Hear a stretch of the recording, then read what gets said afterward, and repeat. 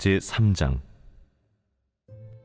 범사에 기한이 있고 천하만사가 다 때가 있나니 날 때가 있고 죽을 때가 있으며 심을 때가 있고 심은 것을 뽑을 때가 있으며 죽일 때가 있고 치료할 때가 있으며 헐 때가 있고 세울 때가 있으며 울 때가 있고 웃을 때가 있으며 슬퍼할 때가 있고 춤출 때가 있으며 돌을 던져버릴 때가 있고 돌을 거둘 때가 있으며 안을 때가 있고 안는 일을 멀리할 때가 있으며 찾을 때가 있고 잃을 때가 있으며 지킬 때가 있고 버릴 때가 있으며 찢을 때가 있고 꿰맬 때가 있으며 잠잠할 때가 있고 말할 때가 있으며 사랑할 때가 있고 미워할 때가 있으며 전쟁할 때가 있고 평화할 때가 있느니라. 일하는 자가 그의 수고로 말미암아 무슨 이익이 있으랴. 하나님이 인생들에게 노고를 주사 애쓰게 하신 것을 내가 보았노라. 하나님이 모든 것을 지으시되 때를 따라 아름답게 하셨고 또 사람들에게는 영혼을 사모하는 마음을 주셨느니라. 그러나 하나님이 하시는 일의 시종을 사람으로 측량할 수 없게 하셨도다. 사람들이 사는 동안에 기뻐하며 선을 행하는 것보다 더 나은 것이 없는 줄을 내가 알았고 사람마다 먹고 마시는 것과 수고함으로 낙을 누리는 그것이 하나님의 선물인 줄도 또한 알았도다. 하나님께서 행하시는 모든 것은 영원히 있을 것이라. 그 위에 더할 수도 없고 그것에서 덜할 수도 없나니 하나님이 이같이 행하심은 사람들이 그의 앞에서 경외하게 하려 하심인 줄을 내가 알았도다.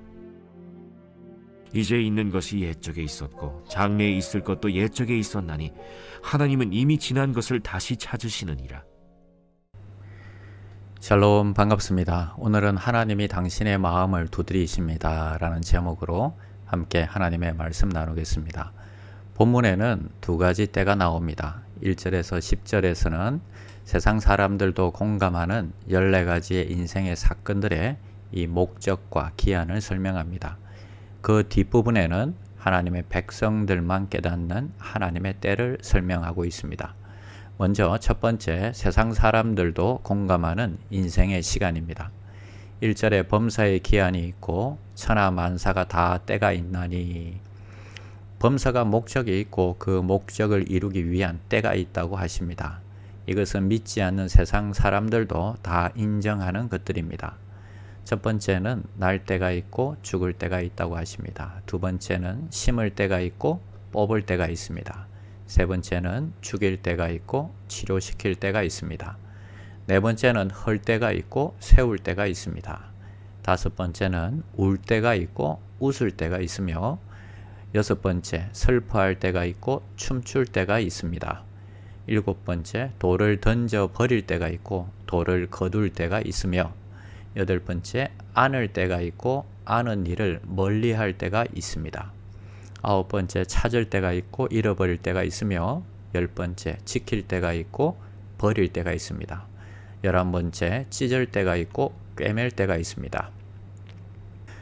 12번째, 잠잠할 때가 있고 말할 때가 있으며 13번째, 사랑할 때가 있고 미워할 때가 있으며 14번째, 전쟁할 때가 있고 평화할 때가 있느니라 하십니다.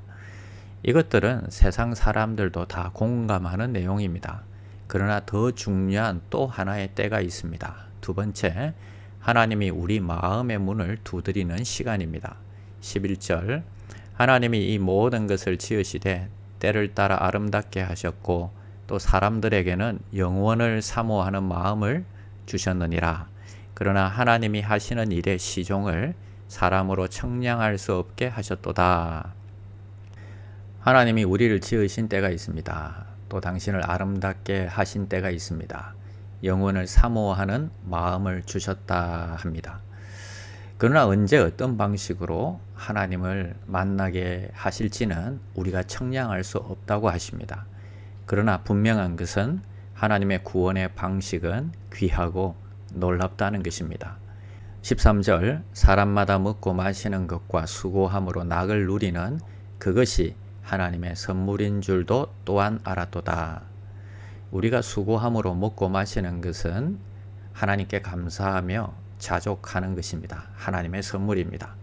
그러나 성도는 더 나아가서 이제 먹고 마시는 것조차 하나님의 선을 이룰 것입니다.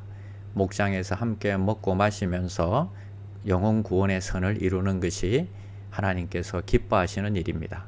이 땅에서 누릴 수 있는 참 행복이요 또한 하나님의 선물이다 하는 것입니다. 14절 하나님이 이같이 행하심은 사람들이 그의 앞에서 경외하게 하려 하심인 줄 내가 알았도다.